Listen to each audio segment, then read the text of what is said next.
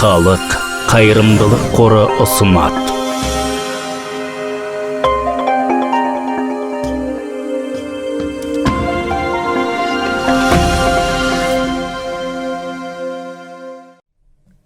Грэшем колледж ұсынады. Кеңістік пен уақыттың ақыры. Профессор Роберт Дейграф, Амстердам университеті.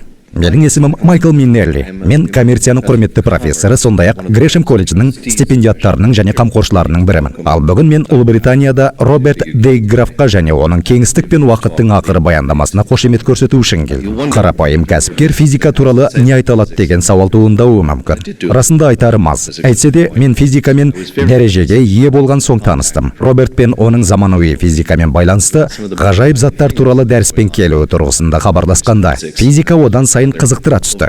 Олар жыл өткен сайын қызықтырақ бола түсетініне күмәнім жоқ. Бірде Уильям Уайтлау, мен өткенді алдын ала анықтауға құлқым жоқ деген еді. Ал мен керісінше осы дәрісті алдын ала белгілегім келеді. Грэшем колледжінің негізгі қағидасы шетелдік ғылымға ашықтық болатын. Атап айтқанда, оның солтүстік елдермен қарым-қатынасы өте тығыз болатын. Себебі Томас Грэшем мырзаның өзі өмірінің бөлігін нарықта ойнаумен Антверпенде өткізген. Корольдік нарық негізінде Антверпен биржасының көрмесі ретінде пайда болған. Осында 1660 жылы негізі қаланған корольдік қоғам ботаника, физика, математика және лингвистика бойынша дәрістер өткізіп, олардың барлығын голландықтар оқыған. Және біз осы дәстүрді Грэшем колледж туралы және осыдан бірнеше жыл бұрын Гвида Марнеф оқыған Антверпен туралы дәріспен жалғастырдық. Дәрістерімнің бірінде мен Джон Арчибальд Уилердің уақыт бұл барлығының бір мезгілде болмауына жол бермейтін табиғи тәсіл, ал кеңістік бұл дүниеде бәрінің тап менімен байланысты болмауына жол бермейді деген сөздерін мысалға келтіріп тәуекелге бардым. Бұл сөздер тізбегін мен сауданың ұлы уақыттан тыс және шексіз күші мен оның шынайы мағынасы тұжырымдамасы туралы айтқанда пайдаландым. Бірақ бүгін Роберт бізге арналған кеңістік пен уақыттың шынайы мағынасы туралы әңгімелеп береді деп ойлаймын. Роберт, өздеріңізге белгілі, Амстердам университетінің математикалық физика бойынша құрметті профессоры. 2008 жылдан бастап ол Нидерландының корольдік ғылым және өнер академиясының президенті. Роберт теориялық физиканы Утрехтте оқып, физикадан үзіліс кезінде бір уақыт сурет салумен де айналысқанын естігенмін. Ол Герард Хоффтың жетекшілігімен 1989 жылы докторлық дәрежеге ие болды. Және Герардтың қызы да бүгін осында. Роберт шектер теориясы, кванттық гравитация және математиканың элементарлық бөлшектер физикасымен өзара байланысы саласында зерттеу тобының мүшесі. Ол 2001 жылы Голланд физика қоғамының физика бойынша сыйлығының егері, ал 2003 жылы Нидерландыдағы жоғары ғылыми жүлде Спиноза сыйлығының лауреаты атанды. Солайда ол математика және жаратылыстану ғылымдары туралы қоғамның ақпараттануын көтеруге, сондай-ақ қоғам, өнер және гуманитарлық ғылымдар арасындағы алшақтықты жоюға атсалысқаны үшін танымал Каменский медалімен марапатталды. Ақыры осы жылдың шілдесінде Роберт Принстондағы әйгілі перспективалық зерттеулер институтының директоры атанады. Сонымен таныстыруға рұқсат етіңіздер. Роберт Дейграф.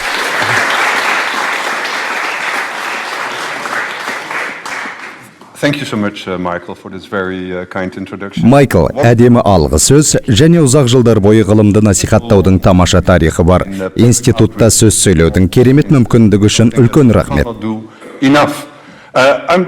Бүгін мен сіздерге кеңістік пен уақыт, сонымен қатар ғалам түсінігіндегі геометрия, математиканың мәні туралы үлкен дәріс оқимын. Бұл бірден біздің назарымызды заманауи ғылымның пайда болу кезеңіне аударады. Галилейдің жаратылыс кітабы сияқты керемет әлем бейнесі бар.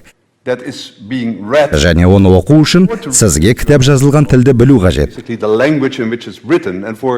Ал Галилей үшін бұл Евклидтің геометрия тілі, үшбұрыштар, дөңгелектер және басқа да геометриялық пішіндер. Сондықтан бұл ежелгі дәстүр.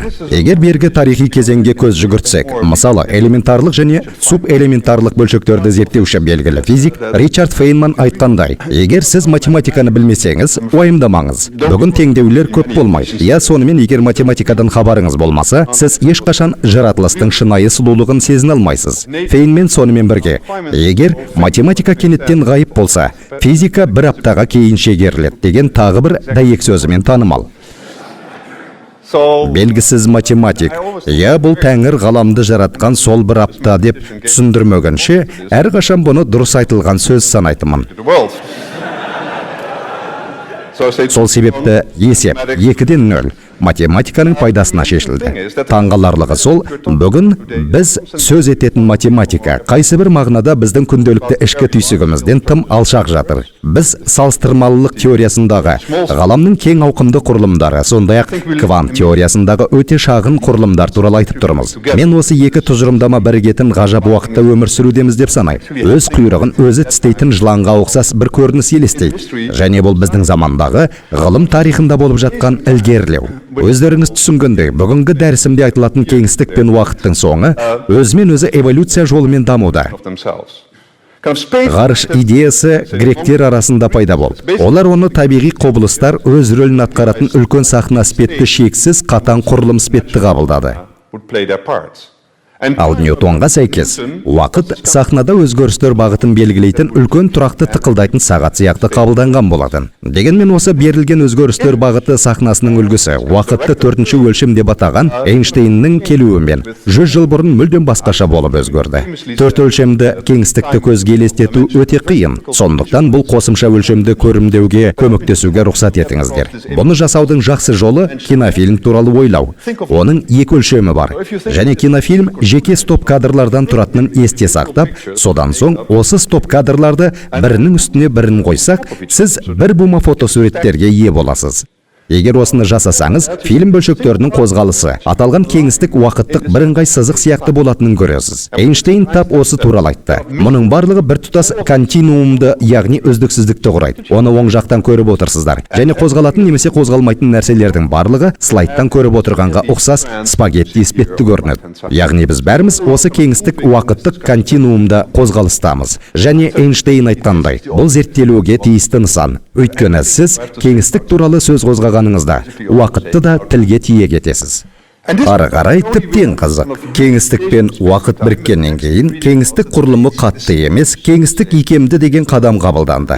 Ол қисаюы мүмкін. Ол белгілі бір пішінге ие болуы ықтимал.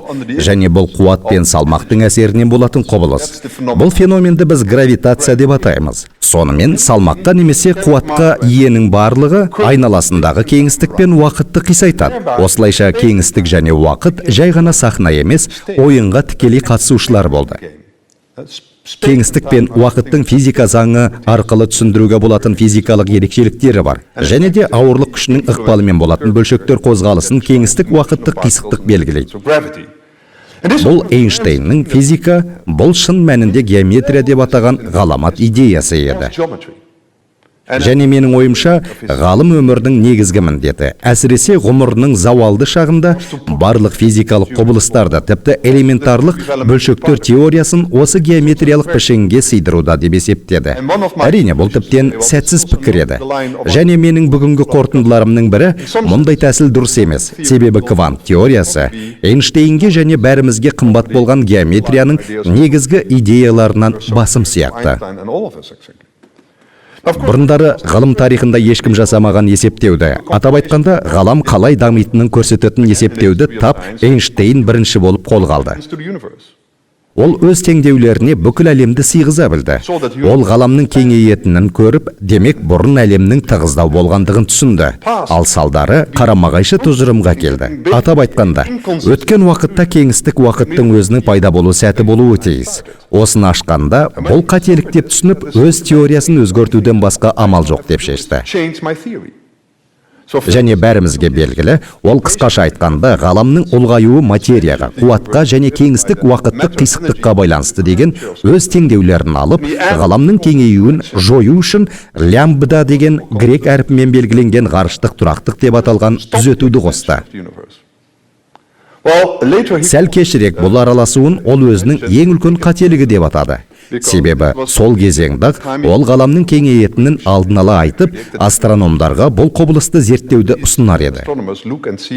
Бірақ бұны жасамады. Эйнштейн жасағанның бәрі тамаша болатын. Тіпті оның ең үлкен қателігінің өзі керемет. Шамамен 10 жылдан соң Астрономдар Хабблдың өзі, мысалы, біз бақылай алатын галактикалар алшақтайтынын, ғалам кеңейетінін байқады. Және 20 ғасырдың 60 жылдары аталмыш үлкен жарылыс теориясының бірінші айғағы табылды. Екі инженер, Пензиас пен Уилсон, қысқа толқынды телескоптың көмегімен үлкен жарылыс кезінде бөлінетін бірінші жарық, реликтік немесе қалдық сәулеленуді ашты. At the Big Bang, that's the famous cosmic microwave background radiation. Мен арнайы есептеулер жасағаным жоқ, бірақ егер сіз өз теледидарыңызды антеннадан ажыратып, экранда болатын көмескілікке қарайтын болсаңыз, бұл көріністің 100 пикселінің шамамен біреуі реликтік сәулеленудің салдарынан ақ түсті болатынын байқайсыз. Сондықтан ғарыш теледидар көріністің сапасына әсер етеді. Және ғалам бойынша 13,7 миллиард жыл саяхаттап жүрген фотондар ақыр соңында сіздердің теледидарларыңызға жететіні шындығында таңғалдырады. Эволюцияланушы ғалам идеясы, үлкен жарылыс теориясы қазір біздің әлем көрінісіне бері келді. Және осы бейнелер мен жаңалықтар аталмыш теорияны бұрынғыдан да айқынырақ ете түсті. Біз дәл ғарыш дәуірінде өмір сүріп жатырмыз. Мысалы, WMAP сияқты серіктер тамаша суреттер түсіруге мүмкіндік жасайды. Шын мәнінде бұл 16-17 ғасырларда жасалып, зодиак шеңбері көрсетілген жұлдызды глобус. Бірақ енді ол үлкен жарылыстан соң 400 мың жылдан кейін фотондар үшін мөлдір болғандығы ғарыштың бірінші сәулесін көрсетеді. Мына жерден өздеріңіз көріп тұрған шағын флуктуациялар, яғни қозғалыстар, квантилистік бейнелеудегідей, бізді қоршаған барлық нәрселердің туындау себебі болды. Ал мына жерден тіпті S және H деген екі әріпті байқауға болады. Стивен Хокингтің құрметіне десек қателеспейтін шығармыз. Әріптерді бір рет көрдің бе? Олар әрдайым көзге түсетін болады. Ал қазір шағын бейнероликті тамашалайық. Егер осы барлық 13,7 миллиард эволюция жылын бірнеше секундқа сығымдайтын болсақ, қуатты үлестірудің кішкентай түрлері галактикаларды, бүгінде біз бақылап жүрген жұлдыздардың үлкен санын қалыптастыратын жиынтықтарды құрайды.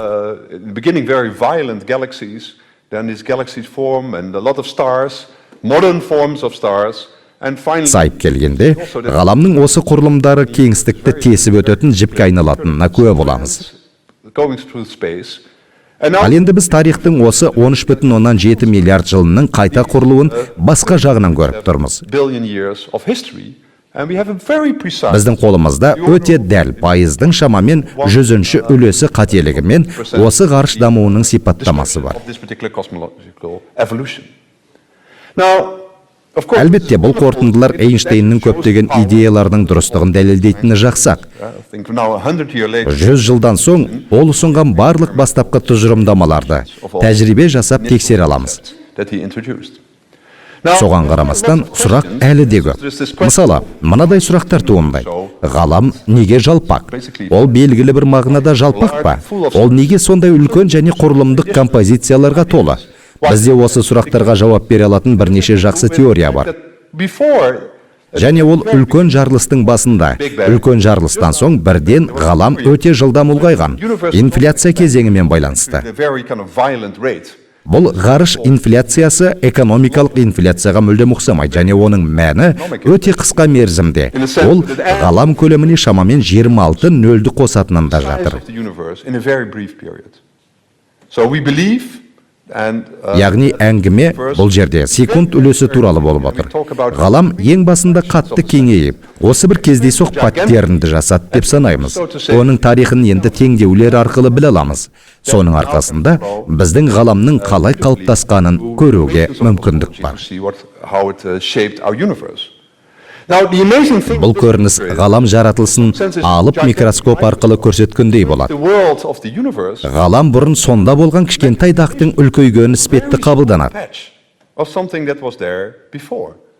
Және бұрын болған нәрсе квантты механика жұмыс істейтін кездейсоқ жаратылысқа ие.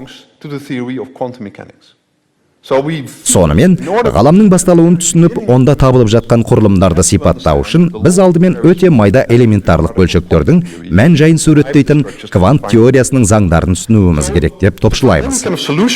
Яғни, орасан зор ғаламның жалпы кескініне ие болу үшін, біз әлемді кванттардың өте майда деңгейінде зерттеуіміз керек. Және кванттық деңгейде ұзақ уақыт бұл белгісіз болды. Көптеген ғасырлар бойы жетекшілікке алынған интуитивтік ұғым, дәлірек айтқанда, математика құрылымды түсінудің ең жақсы жолы деген физиктердің түсінігі әлі күнге дейін жұмыс істеуде. Бөлшектердің соқтығысуы кезінде алынған суреттерге қарасаңыздар, олар бейберекет бір нәрсе сияқты көрінеді. Онда сұлулық бар ма? Қандай да бір математика бар ма? Өткен ғасырдың 60-шы жылдарында адамдар онда еш нәрсе жоқ. Элементарлы бөлшектердің физикасы сіз бәрібір үңіле алмайтын қара жәшікке ұқсайды деп сендірген. Бірі кіріп, бірі шығып жатады. Ал сіз жай ғана кірген нәрсені шыққан нәрсемен өлшеп салыстыра аласыз. Бұл хиппи заманы болатын. Адамдар құбылыстарға холистикалық көзқараспен қарайтын. Және ол кезде қара жәшік ашылмауы тиіс деп саналды. Бірақ тарих жәшік ашылып қана қоймай, ішінде айтарлықтай қарапайым формула сақталғанын көрсетті.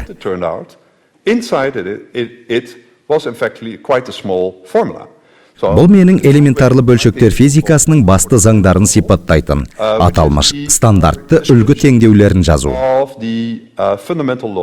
Яғни онда болып жатқан нәрселердің барлығы математикадан басқа еш нәрсені білмейтін математикке түсіндіріп бере алатын формула түрінде жазылуы мүмкін. Әйтсе де ол әңгіме табиғи геометриялық нысандар туралы болып жатқанын түсінеді. Яғни геометрия осы шынайылықты терең қамтып көрсетеді. Әрине осының бәрін физикке түсіндіретін болсақ, мынадай бір нәрсе шығады. Алдыңғы теңдеу, белгілердің осы барлық массасы жазбасының анағұрлым шағын тәсілі. Бірақ бұдан да жақсы бір нәрсе бар. Себебі элементарлы бөлшектер физикасының қалыпты үлгісі футболкаға қымсынбай сыйып кетеді. Өзара іс-әрекеттің табиғи тәсілі бар бір уыс қана бөлшек. Менің ойымша, бұл заманауи физиканың зор жеңістерінің бірі. Жалғыз теңдеу немесе мына футболка айналамызда көріп жүрген бүкіл физиканы, бүкіл материяны, барлық күштерді, барлық сәулелерді сипаттап беруге қауқарлы. Және бөлшектердің осы таралымы физиктерде екі сезім тудырады. Біріншісі, абсолюттік сұлулық пен сырбаздық сезімі. Әлемнің осылай жұмыс істейтіні ғажап. Және екінші сезім таңдану. Нобель сыйлығының иегері физик Исидор Раби осы бір бөлшектердің бірі ашылғанда, бұған кім тапсырыс берді деп таңданысын жақсы жеткізген еді. Мынаған қарап, неге кварктар деп сұрайсыздар. Неге барлық бөлшектер кішкентай, орташа, үлкен үш буынды қалыптастырады? Және кварктардың неге үш түсі бар? Көп балалар сұрағы бар. Және әрине бұл негізінен жауаптары жоқ жақсы сұрақтар.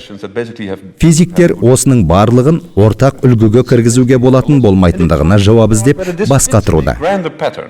Мысалы, егер сіз осы ой жұмбақтың бөліктерін ауыстыра бастасаңыз, олардан бұрынғыдан да симметриялы өрнек жасауға болатынын түсінесіз. Бұл табиғатта біздің көзімізге түспейтін, бірақ біз бақылап жүрген физикалық құбылыстардың артында тұруы мүмкін үлкен көріністің, үлкен симметрияның тек бір бөлігі екенін білдіреді. Табиғат біздің ұғымымыздың толық еместігін дәлелдейтін бірнеше құпияны ашты. Және олардың ішіндегі ең әйгілісі тағы да ғарышпен байланысты болар. Сірә бұл туралы естігенде шығарсыздар. Бұл қара материя. Егер гравитацияның галактикадағы жұлдыздарға қалай әсер ететініне көз жүгіртсек, астрономдар әрбір галактиканы бізге беймәлім бөлшектерден тұратын көзге көрінбейтін қара материяның үлкен бұлты қоршап тұруы тиіс екендігін есептеп шығарды. Оны жанама тәсілдермен өлшеу арқылы жалпы құрылымдағы қара материяның үлесін анықтай аласыздар. Шамамен алғанда қарапайым материяға қарағанда 6 есе көп. Суретте ол күңгірт көгілдір түспен белгіленген. Бұл фотошоп. Шындығында оны көре алмайсыздар, бірақ ол бар. Тағы бір маңызды нәрсе, ғалам құрылымымен байланысты. Мына суреттегі әрбір нүкте бұл галактика. Ғалам құрылымын зерттеушілер жақында біз көрген анимациядағыдай. Бұл галактикалардың ғалам бойынша біркелкі орналаспағанын көреді. Олар кеңістікті тесіп өтетін жіп түріндегі кең ауқымды құрылымдарға біріккен. Және де материя мен қара материяның серпінін зерттей отыра, ғалымдар шынайы бақыланатын ғалам құрылымымен дәлме-дәл сәйкес келетін өте нақты үлгісін алады. Сонымен, біздің айналамызда өзіміздің физикалық үлгілерімізде бейнелей алмайтын өте көп материя бар екенін білеміз. Әрі қарай тіптен қызық. Соңғы 2 жыл бойына ғарыштық құбылыстардың, атап айтқанда ғаламат жұлдыздар, бұл галактикаларда жарылатын жұлдыздардың үлкен зерттеуі жүргізілді. Ғаламат жұлдыздардың жарылуы сәтінде одан бүкіл галактиканың жарығына тең келетін сәуле шығады. Қазір сіздер соңғы 5 жылда табылған ғаламат жұлдыздардың суретін көрудесіздер. Олар кішкентай бомбалар іспетті. Жоқ, кішкентай емес әрине. Бұл босатылатын қуаттың нақты белгілі санымен жарылатын алып бомбалар. Яғни, ғаламат жұлдыздың орналасқан жерін және қанша жарық бөлетінін біле отырып, сіз ғаламда оларға дейінгі арақашықтықты дәл өлшей аласыз. Осындай өлшемдердің қорытындыларының бірі, ғалам жай ғана кеңейіп қоймай, үдей кеңею туралы болатын. Өте жылдам ұлғаяды. Және кеңеюді жылдамдататын күш бар. Космологтар бұл күшті қара энергия деп атайды. Бұл Эйнштейннің ең үлкен қателігі, өз формуласына енгізген өлшем еді. Ғалым қайсы бір қосымша физикалық феномен ғаламды кеңеюден ұстап тұрады деп есептеді. Ерекше құбылыс шындығында бар. Бірақ оның ықпалы Эйнштейннің топшылауына қайшы еді. Ол кеңеюді баяулатпайды, үдетеді, ал оның салдары ауыр. Себебі ғаламның шапшаң ұлғаятыны соншалық, қазір көріп жүрген галактикалардың көбі бізден қатты алшақтайды да қара қуысқа айналады. Бұл нәтижелер көпшіліктің назарын аудартты. 2011 жылғы Нобель сыйлығы аталмыш құбылыстың ашылуына берілді. Ақыр соңында физиктер жаратылысынан мүлдем бейхабар бір нәрсе туралы нақты біледі. Есептеулерге сәйкес, ғаламның 96% қара материя немесе қара энергия пішінде. Басқаша айтқанда, физиктер түсінбейтін қалыпта. Дегенмен олардың бар екендігіне шүбә жоқ. Және ғаламның тек 4% ғана оқулықтарда сипатталған бөлшектерден тұрады.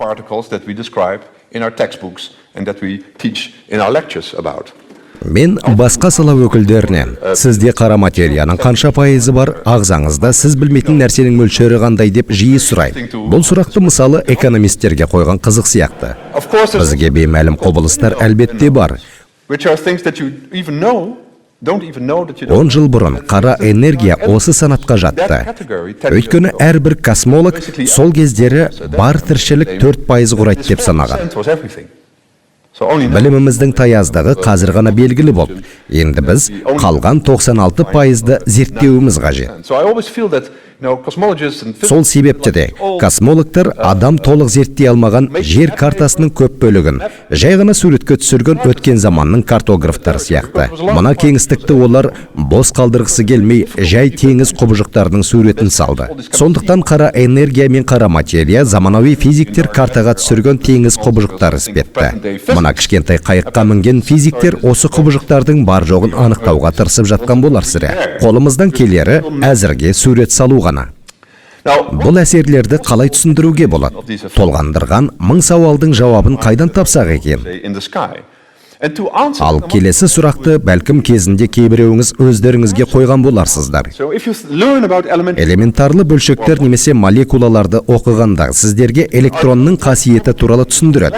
Бірақ неге әрбір жеке электрон бір қасиетке ғана ие? Апырай, бұл бөлшектерді шығаратын машина, бірдей етіп жасайтын мінсіз фабрика шынымен бар ма екен? Оған жақсы жауапты Джон Уиллер өзінің аспиранты Ричард Фейнманмен телефон арқылы сөйлескенде берді. Фейнман бұл оқиғаны өзінің Нобель дәрісінде айтып берген еді. Фейнман Нобель сыйлығымен де аталмыш идея үшін марапатталған. Уиллер түннің бір уағында хабарласып, осы сұрақты қояды да. Мен жауабын білем. Бүкіл ғаламда бір ғана электрон бар дейді. Егер ғылыми жетекшіңіз сізге түн ортасында телефон шалса, оны мас деп ойларсыз. Алайда ойлар үшін бұл қалыпты жағдай. Және бұл мүлдем ессіз идея еді. Ақиқат деп тануға келмейтін өресіз ой. Here's Wheeler. So this is this little particle. This is space. Time is going upward. Уиллер бөлшектің уақытпен біз сияқты алға ғана емес, өткенге де саяхаттай алатынын болжады. Егер мен өткенге орала алсам, осы бөлмеге қайта кіріп, өзімнің қасыма тұра қалып, өзімнің дәлме-дәл көш. Сонымен Уиллер айтқандай, бұл бөлшек үлкен түйінге айналып, кеңістік пен уақытта барлық бағытта саяхаттай алады. Бұл нені білдіреді? Егер жайпақ кескіндердің бір бума бейнесіне оралатын болсақ, төменде бір бөлшек болады. Бірақ осы бөлшектердің ортасында уақыт шкаласы мен жоғары және төмен қозғалатын бірдей қасиетке ие көптеген бөлшектерді көресіз. Себебі шындығында бұл сол баяғы бір бөлшек. Меніңше бұл өте ақылды идея. Фейнман сол сәтті. Олай болса, сенде қанша антибөлшек болса, сонша бөлшек болады деді. Енді бұл картиналар Фейнманның диаграммалары деген атпен белгілі. Сондықтан Фейнман бөлшектердің осы кеңістік уақыттық бейнесін толыққанды пайдаланды. Шындығында нақтылық одан да оғаштау. Мысалы, бөлшектің келесідей ерекшелігі бар. Ережелерге сәйкес ол екіге бөлініп, содан соң екі бөлшек қайта бірігіп басқа бір бөлшекке айналады. Бұл аралық бөлшектер виртуалдық бөлшектер деп аталады. Оларды тек жанама табуға болады. Кванттық механиканың ережесіне сәйкес, көзге түспейтіндей айтарлықтай шапшаң қимылдай білсеңіз, кез келген нәрсені жасауға болады. Бұл менің голландық менталитетіме өте жақын. Себебі біздің қоғам аталмыш қағидаға негізделген, мысалы біздің төзімділігіміз. Және бұл бөлшектер негізінде үдеткішке бекітіледі. Осы құбылыстың анағұрлым қызықты нәтижесі, қысқа уақытта екі бөлшек барлық кітап ережелерін бұза отырып, кенеттен пайда болып, содан кейін бірігіп, қайта ғайып болады. Немесе Уиллер сияқты ойлайтын болсақ, бұл уақытпен алға және артқа сапар шегетін, шеңбермен қозғалатын бір ғана бөлшек. Бұл ғылыми фантастика емес. Бұл дәл қазір осы жерде, мына аудиторияда болып жатқан нәрсе. Және әрқашан зертханада өлшен алады. Голландық физик Казимир оны біршама басқа жағдайда зарядталған екі пластина арасында тәжірибе жасап растады. Аталмыш әсер ғалымның құрметіне Казимир аталған. Бос кеңістік кванттық теорияға сәйкес. Бұл менің бос кеңістікті көрімдеудегі жеке тәсілім. Пайда болып, жоғалатын бөлшектер мен антибөлшектердің қайнап тұрған қазаны. Сонымен кеңістік уақыт иіліп қана қоймай, әртүрлі пішінді қабылдай алады. Сондай-ақ өмірге толы. Бұл сіз зерттей алатын шынайы физикалық материал. Және осы кванттық кеңістік уақыттың бір кесегін алсақ, барлық құбылыстардың әсерінен онда қуат барын байқайсыз. Кванттық теорияға сәйкес, бұл энергия қара энергия саналады. Яғни космологтар өлшеуге талпынып жүрген құбылыс. Мен вакуум туралы әзілдегенді жақсы көрем. Ештеңе бұл физиканы зерттеуге арналған ең қызықты зат. Әрине, ештеңені зерттеуге арналған гранттық өтініш түсініксіз көрінуі мүмкін. Расында біз осымен айналысудамыз. Үлкен жұмбақтар ескі, жақсы эфирде жасырынған. Және біз бостықты зерттейміз. Кеңістік уақыт феноменін зерттейміз. Көріп отырғандай, бұл біздің екі теория бірігетін орын. Біз зерттейтін екінші феномен – бұл кванттық гравитация. Кеңістік пен уақыт кванттық физика тұрғысынан қалай әрекет етеді. Мұндай зат расында бар екенін білеміз. Себебі егер табиғаттың әртүрлі күштері қалыпты үлгінің үш күшіне қара, оларды гравитациямен салыстыратын болсаңыздар, энергия өскенді, гравитация басқа күштермен күшейеді. Осылайша кеңістік уақыт өз алдына кванттық феномен есептелетін, ғарыш инфляциясы басталатын, тіпті секунд үлесінің алдында бір сәт болуы керек. Яғни кез келген нәрсе жасау тек бөлшектерге ғана рұқсат етілмеген. Кеңістік уақыттың өзі де оны жасай алады. Сол себепті ол тоқтайды. Кванттық механиканың әкесі Макс Планк жалпы кванттық теория бойынша дайындалған алғашқы жұмысында бұны бірден түсінді. Егер кванттық механика бар болса, ақыр соңында бұл физикада кеңістік уақыттың ең аз өлшемі бар екендігін білдіреді деп түсінді. Мысалы, компьютер экраны пиксельдерінен тұратын мына кескінді алайық. Егер ауқымын ұлғайтсаңыздар, белгілі бір сәтте осы пиксельдерді көзіңіз шалады. Және физика бізге бүкіл кеңістік осы қасиетке ие болуы тиіс дейді. Егер кеңістікке алып микроскоппен зер сала қарайтын болсақ, ондағы кішкентай пиксельдердің өлшемі шамамен Планк ұзындығына тең келеді. Планк ұзындығы өте аз. Егер физикадағы ұзындық бірлігін алып қарасақ, ең аз өлшем Планк ұзындығы. Көзге көрінетін бүкіл ғаламның көлеміне тең. Хаббл өрісі ең көп өлшем болып табылады. Шкаламен солдан оңға, ең аз құрылымнан ең ірісіне қарай жылжитын болсақ, жолымыз 60 қадамға созылады. Әрбір қадамды 10-ға көбейту керек. Бұл жолды елестету оңайырақ болу үшін шкаланың ортасына бағдарды орналастырамыз. Бұл 10-ға жуық микрон, шамамен адам ағзасының жасушасына тең өлшем. Сондықтан, Планк ауқымы қаншалықты аз екендігін түсінгілеріңіз келсе, көлемі бактерия сияқты ғаламды ойлаңыздар. Енді осындай ауқымдағы ғаламның ішіндегі бактерияның көлемін елестетіп көріңіздер. Ең ғажабы сол, бұл шекті шама. Ең үлкен және ең аз өлшем бар. Яғни тіпті микроскоппен де бұдан кішкентай нәрсе көре алмайсыз. Ең аз құрылымды табудың ешқандай тәсілі жоқ. Бұны шынайы физикада қолдану мүмкін бе? Ең қызығы сол, бұл теорияны тәжірибе жүзінде пайдалануға болатын зертхана бар. Бұл табиғи ғарыш зертханасы, қарадақтар. Біршама уақыт бұрын қарадақтар туралы тек ғылыми фантастикалық кітаптарда жазылды. Ал қазір біздің ғаламның стандартты сипаттамасының бір бөлігі саналады. Мысалы, олар біз көріп жүрген әрбір галактиканың ішінде бар, және олардың салмағы жиі күн салмағынан миллиондар есе көп. Олар өте қуатты. Мысалы, мына галактика көлемі 100-деген мың жарық жылына тең келетін, және ортадағы қарадақтардан шығып жатқан үлкен радио жиынтықтарды көріп тұрсыздар. Немесе жеке галактикамыздың орталығын жақындатса, таяу орналасқан жұлдыздар жарық жылдамдығының пайыздық үлесі арқылы айтуға болатын жылдамдықпен айтарлықтай қызу және шапшаң қозғалып келе жатқанын байқайсыздар. Бұл оның ортасындағы қарадақтың айналасындағы қозғалыс.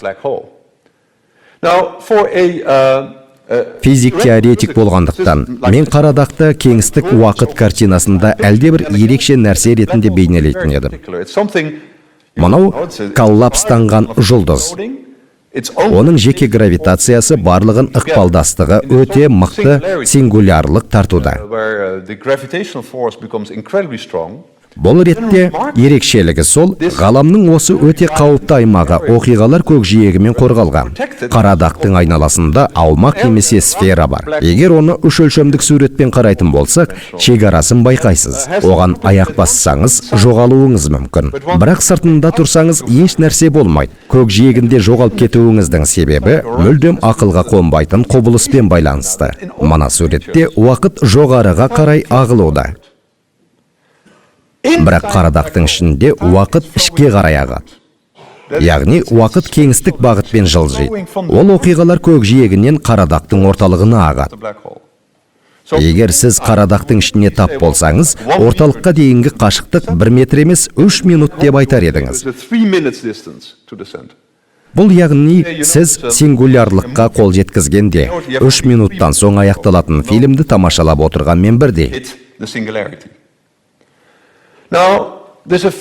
Қарадақтардың физикасын сипаттайтын белгілі бір заңдар тізбегі бар. Олар стандартты үлгі тұрғысынан жақсы белгілі және түсінікті. Біріншісі, бұл қарадақтар термодинамикасының екінші заңы.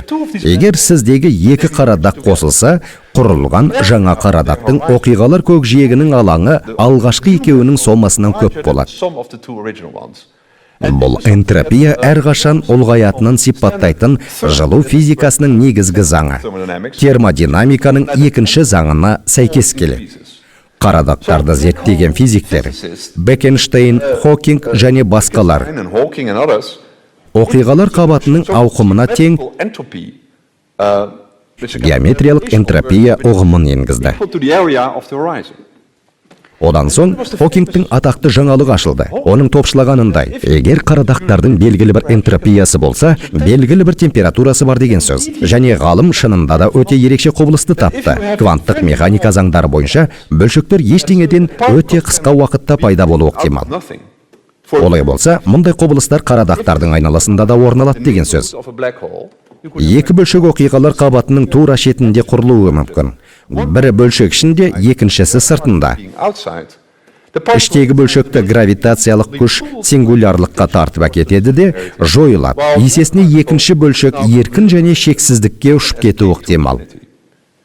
Сонымен, қарадақтың төңірегі бұл кванттық механика салыстырмалылық теориясымен өзара ықпалдасатыны айқын көрінетін орындардың бірі. Хокингтің сәулеленуі деп аталатын қарадақтың тосын сәулеленуі осылай пайда болады. Таңғаларлығы, егер есептесек, аталмыш жылу сәулеленуінің температурасы шындығында қарадақтың жоғарғы гравитациясымен анықталады. Яғни энтропия бар жерде қуат та температура да бар. Қарадақтардың физикасы кәдімгі термодинамиканы еске түсіретін секілді. Жалпы егер өте кішкентай қарадақты зерттейтін болсақ, оның материя соқтығысы кезінде пайда болатыны, біршама уақыт өмір сүретіні, және де бөлшектер шашатыны, яғни Хокинг сәулеленуі болатыны белгілі. Ендеше, өте кішкентай қарадақ элементарлы бөлшекке ұқсайды. Үдеткішті екі бөлшек соқтығысып, жаңа бөлшекті құрайды. Және егер бұл радиобелсенді бөлшек болса, біраз уақыттан соң ыдырап жоғалады. Бұл белгілі бір кеңістікті көп энергияға толтырып, белгілі бір жерде кішкентай қарадақ жасағыңыз келсе, қандай да бір сәтте бұл қарадақ ғайып болады. Яғни, белгісіз бір уақыт пайда болады дегенді білдіреді. Тиісінше, кеңістік пен уақыт қарадақтардың физикасымен өзара іс-әрекетке түседі деген сөз. Ақиқатында, бұл қазір мен айтып беретін талқылауға және Джон Уиллерге әкелді. Уиллер ұранға ұста болатын, және бұл құбылысты it from bit, ақпараттан жасалған зат деп атады. Зат деген не? Зат бұл ғалам. Ал ақпарат деген не? Ақпарат бұл энтропия. Және Уиллер мынадай үлгіні пайдаланды. Егер оқиғалар көкжиегін елестетсек, оның артында қарадақтың ішінде ақпарат бар, және сіз осы ақпараттың санын есептеп шығара аласыз. Бұны қарадақты нөлдермен және бірліктермен, ақпараттың ең аз бірліктерімен, немесе биттермен толтырып жасауға болады. Және әрбір бит Планк алаңына сыяды. Бұл Планк ұзындығына тең қабатындағы квадрат. Көлемі Планк алаңындай пиксельдерден жиналған қарадақ көкжиегін елестетіңіз. Қарадақтың төңірегіндегі оқиғалар қабатына сыя алатын Планк алаңдарының әрқайсысына бір бит ақпараттан орналастыру арқылы сіз қарадақта қанша мәлімет сақтай алатыныңызды есептей аласыз. Және бұл қазір физиктер голографиялық қағида деп атайтын нәрсеге кеп соғады. Бәлкім қарадақтың физикасы мен оның сыртында орналасқанның бәрі осы ақпаратты кеңістік шекарасы есептелетін оқиғалар көкжиегінің үстіңгі қабатына орналастыру арқылы кодталған болуы ықтимал. Қарадақтың ішінде кеңістік пен уақыт аяқталуға жақын деп айтқан едік қой. Әрине, бұл соңы емес. Дегенмен мен айтып жатқан теория былай дейді. Бәрін кейін шегеріп тастады, экран немесе оқиғалар көкжиегін жасап, ішінде болатынның бәрін ұмытып, физиканы ақпарат тұрғысынан қарадақ көкжиегіне, ондағы нөлдер мен бірліктерге проекциялы. Бұл айтарлықтай түбегейлі идея, себебі тап ақпарат бүкіл кванттық геометриялық физиканы түсінуге қажетті негіз. Бұл идеяны тексеріп көруге бола ма? Теоретикалық жағынан мүмкін, және тәсілдерінің бірі шектер теориясы. Мен одан сабақ бермем, бірақ бұл теория туралы естіген боларсыздар. Онда элементарлы бөлшек шекке ұқсас бір өлшемді нысан ретінде қабылданады.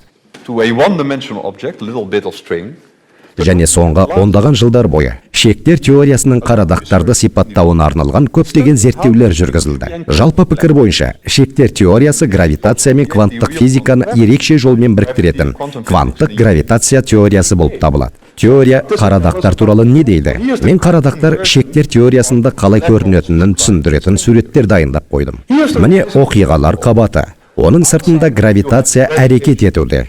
Гравитация шектер теориясында тұйық шектер арқылы суреттеледі. Бұл айнала қозғалып, кеңістік уақытқа пішім беретін, иілдіретін кішкентай элементарлы шекті ілмектер. Жалпы біз осы тұйық шектерді Эйнштейннің кеңістік уақыт сипаттамасына ауыстыра аламыз. Қарадаққа тым қатты жақындағанда бұл шектермен не болады? Бұл мұнда расында да не болып жатқанын көрсететін шынайы көрініс. Бұл суретті нақты математикалық формуламен түсіндіруге болады. Бұл шектер жарты жолда құлап түсетіні соншалық, көкжиектің үстінде шектің жартысы қалып қояды. Сөйтіп теңіздегідей қолын сермеп, көмектесіңдер деп айғайлап жатқан адамды еске түсіреді. Сонымен ашық дерлік шектер көкжиекке қарадақтың бетіне бекітілген іспетті. Олар көкжиекпен өздерінің екі ашық ұшымен байланысқан. Өте қиын екендігіне қарамастан, бұл жүйені сіз де сипаттап бере аласыз. Оқиғалар көкжиегіне өте жақын аумақтың математикалық сипаттамасы стандартты үлгіде пайдаланылатын өте танымал физикалық теория. Янг Миллстың теориясындағы терминдеріндегі шектер теориясында тамаша жазылған. Сонымен, біздің элементарлық бөлшектерімізді зерттеуге арналған физикалық теориялар жанама түрде қарадақтарды да сипаттауға лайықты. Әйтсе де, оларды кванттық гравитация теориясы шеңберінде пайдалануымыз қажет. Яғни шектердің матрицасы деген атпен белгілі. Мысалы, ашық шектер теориясы бар. Егжей-тегжейлі қарастыратын уақытым жоқ, бірақ ең маңыздысы сол, бұл кванттық қарадақтар физикасын сипаттайтын жұмыс моделі. Дәл математикалық үлгі. Бұдан шығатын қорытынды. Кеңістік пен уақыт туралы сөз қозғағанда, айтылатын физиканың фундаменталды негізі өте кішкентай ауқымда, одан да күрделірек нәрсеге ауыстырылады. Және шектер теориясы жағдайында осындай фундаменталды теорияға үміткер нақты анықталды. Бұл үлкен n шамасындағы мөлшерлеу теориясы. Ол мынадай: ADS, CFT сәйкестілігі деген техникалық атпен белгілі. Қарапайым тілмен айтсақ, теория баламасының осы бір нақты үлгісіндегі бүкіл физика қарадақ шекарасында болып жатқан оқиғаларды сипаттайды. Және тақырыпты әрі қарай дамытсақ, үш өлшемді физика немесе егер уақытты қоссақ, төрт өлшемді физика бұл қарадақтың осы саласына толық саяды. Бұл таңғаларлық, себебі кеңістіктік өлшемдердің бірі қарадақтан алшақтататын қашықтық фундаменталды сипаттамада жоқ.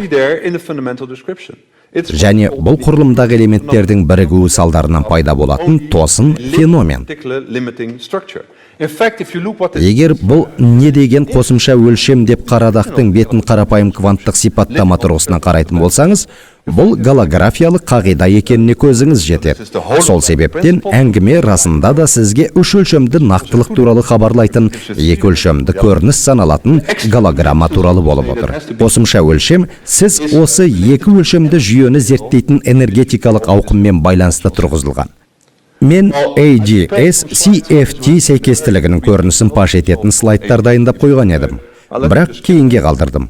Меніңше ең бастысы бұл теория сіздерге геометрия және ықпалдастық тіліндегі сұрақтарды мүлдем басқа түсініктер, кванттық теория мен элементарлы бөлшектер тіліне аударатын сөздік береді. Сайып келгенде, мен батыл тәсіл туралы атап айтқанда осыдан 2 жыл бұрын көп көңіл бөлген. Сонымен қатар, бірге көп мақалалар жазған әріптесім және досым Эрик Верлинде туралы аздап әңгімелеп берсем деймін. Ол аталмыш теорияның ақтық салдарын қабылдады. Ол гравитация шындығында фундаменталдық күш болмаса, яғни кеңістік пен уақыт қисықтығы деп атаған нәрсеміз қайсы бір мағынада жай ғана қиял деп қаралса. Өйткені ол кванттық сипаттама. Олай болған жағдайда бізге гравитацияның фундаменталды сипаттамасын іздеуді доғару қажет деді. Сондай-ақ, ғарышта да, күнделікті физикада да әрекет ететін энтропиялық күштердің бар екенін аңғарды. Энтропиялық күштің әйгілі мысалы бар. Егер үлкен молекула, полимер немесе соған ұқсас бір нәрсені, мәселен ақуызды алсаңыз, ол әртүрлі тәсілдермен майысуы мүмкін. Және оның шетін қысқашпен тартатын болсаңыз, белгілі бір күшті сезесіз. Жылу әсерлерінен бұл молекуланың пішіні әртүрлі болады. Және техникалық сипаттамаға сәйкес, сезілген күштің жүйедегі энтропияға қатысы бар. Осылайша табиғатта фундаменталды есептелмейтін күш көп. Бұл дегеніміз бірде бір элементарлы бөлшек, электромагниттік өзара іс-әрекетте фотонда, қатты өзара іс-әрекетте глюонда бірде бір күштің гравитацияға қатысы жоқ. Біз оны элементарлық бөлшектердің өзара әрекеттесуі терминдерінде сипаттамауымыз керек. Оны тосын құбылыс деп қарастырған абзал. Ықпалдасуды энтропия жағдайы ретінде сипаттаудың тәсілі болуы тиіс. Және ол осы бағытта алғашқы қадамдарын жасады. Мысалы, ол Ньютон заңының қарапайым нәтижесіне келді. Мұнда Ньютон заңы туралы әңгімелеу әрқашан жақсы. Бұл тақырыпты еркін меңгергенмін. Қарадақ аумағындағы бөлшекпен не болады? Сіз бір бөлшекті қосып энтропия мен не болатынын байқауыңызға болады. Сіз қарадақтың температурасын өлшеуіңізге болады. Және тағы да математикалық тұрғыдан нақтыламай-ақ қояйын. Бәрінің түсінетіні күмәнім бар. Әйтсе де, осы үш теңдеуді астарлап біріктіретін болсаңыз, сіз Ньютонның формуласына келесіз. Осылайша ол өте күрделі жұмыс жүргізеді. Ол осы бір ең ғажайып жаңа идеяларды физикадан алып, сіз ойлағандай барлығы негізделген фундаментті осы терминдермен суреттейді. Ол заттардың үйреншікті жағдайын өзгертіп. Бірақ меніңше, бұл жерде ол түбегейлі мәселені қозғап отыр. Өйткені осы идеяларды шектер теориясынан, кванттық гравитациядан, энтропия терминдеріндегі сипаттамадан алар болсақ, кеңістік пен уақыт біздің әңгімеміздің негізі бола алмайды. Кеңістік пен уақыттың өзі осы пайымдаулардың нәтижесінде пайда болады. Яғни олардың артында қандай да бір орнықтырақ нәрсе тұр. Мысалы, сіздің уақыт неден басталады, немесе уақыт таусылғанда не болады деген сұрақтарыңыз, өзен неден басталады деген сұраққа ұқсас. Сіз ағыспен жоғары көтеріліп, шағын тау жалғасына жетіп, тасында бірнеше тамшы суы бар орынға тап боларсыз. Сонда бұл өзеннің басталатын жері ме? Ондай жағдайда өзен тұжырымдамасының өзінің мағынасы жоқ. Бар жоғы 2-3 молекуласы бар газдың температурасы қандай? Термодинамикалық теория бұл жерде мағынасыз. Сондықтан кеңістік пен уақыт негізінің немесе олардың туындауының тереңірек сипаттамасы болуы тиіс. Бұл бізді физиктер арасындағы терең қоқыс деген не және сұлулық деген не сұраққа әкеледі. Сонымен физиктерге не ұнайды? Физикалық теорияны сипаттау үшін жиі әдемі немесе кербез деген сөздер қолданылады. Әйтсе де, ғылымда не нәрсе сұлу саналады? Бұл сұраққа жауаптың екі тәсілі бар. Біріншілері мен редукционисттер деп атар едім. Элементарлық бөлшектерді зерттеуші физиктердің көбі осы топқа жатады. Олар біз көріп жүргеннің бәрі бұл нағыз бейберекеттік, өмір аласапыраны. Бірақ осы былықтың негізінде элементарлық бөлшектердің фундаменталды заңдары жатыр. Және олар әдемі де қарапайым дейді. Сізге жай ғана барлық оқиғаларды электрондар мен кварктар терминдерінде сипаттай бастау керек. Бірақ бұл сізде 2 немесе 3 осындай бөлшектер болса ғана әдемі көрінеді. Ал миллиард және миллиард бөлшектер жағдайында мүлдем үмітсіз. Сонымен сұлулықты жалпы көріністен емес, сұлулықты майда бөлшектерден іздеу керек. Стандартты үлгіден де тереңірек негіз болса, бұл нәрсе одан да әдемірек болады деп үміттенеміз. Фейнман бұны өте жақсы сипаттай білді. Ол жиі физикада тамаша теория туындап, бірақ кейін оған сәйкес келмейтін жаңа мәліметтер ашылады да, әдемі картина шашылып қалады. Сонда өзіңіздің бейберекетсіздік кезеңіңізден өтуге тура келеді. Кенеттен алдыңыздан бұрынғыдан да әдемірек көрініс ашылады. Өйткені сансыз оқиғаларды элементтердің азы санымен түсіндіріп бере алады. Физиктердің бір тобы осындай пікірде. Басқа топ сұлулық туралы сұраққа мүлдем қарама-қайшы жауап береді. Мысалы, мына стақандағы суды алайық. Ол тамаша қасиеттерге ие. Оның температурасы бар. Сіз оның гидродинамикасын зерттей аласыз. Ол мөлдір, сондықтан оны ішуге болады. Алайда, егер сіз оны химик ретінде, мәселен, H2O-ның 10-нан 26 молекуласы бар бір зат ретінде сипаттағыңыз келсе, бұл мәселені қиындатып жібереді. Шындығында бейберекетсіздік майда бөлшектерде, ал сұлулық жалпы көріністе. Гидродинамика заңдары әдемі теңдеулермен өрнектеледі, бірақ әрине олар элементарлық молекулалардың үлкен жиынтығына жай ғана жақындау болып есептелмек. Мысалы, термодинамика физикадағы ең әдемі теориялардың бірі. Статистикалық механика бұл өте күшті бейберекетсіздік. Сол себепті сұлулық жалпы көріністе.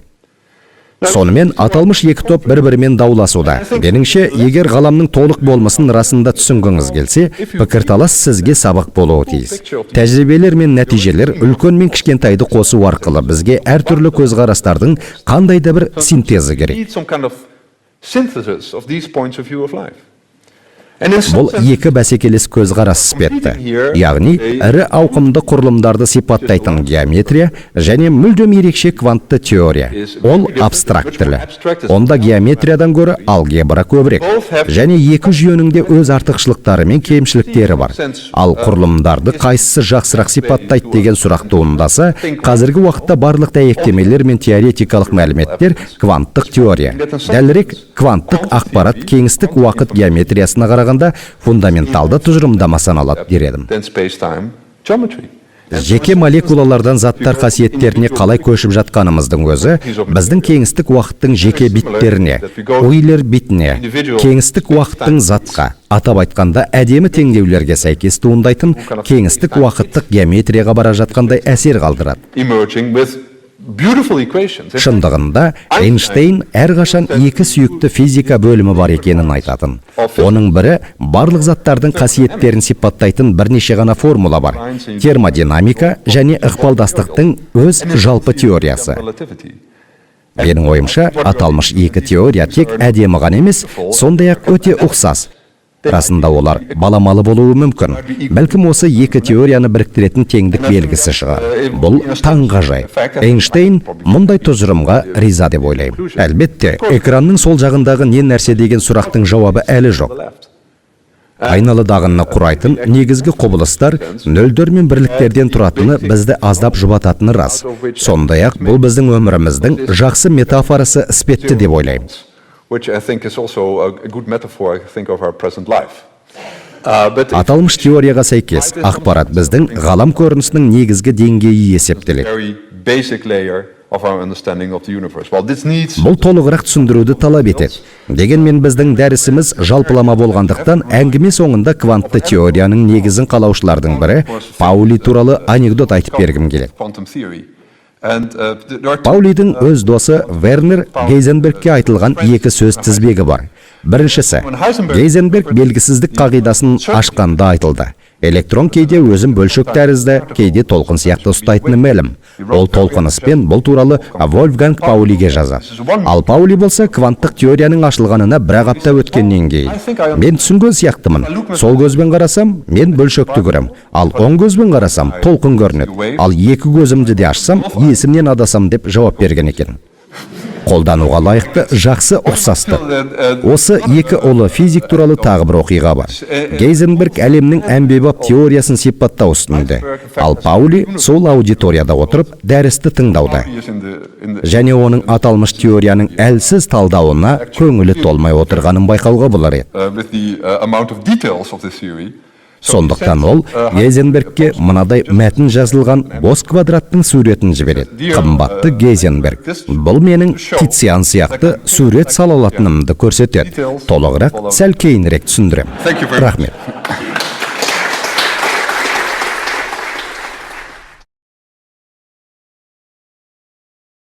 Видео халық қайырымдылық қоры қолдауымен аударылып дыбысталған.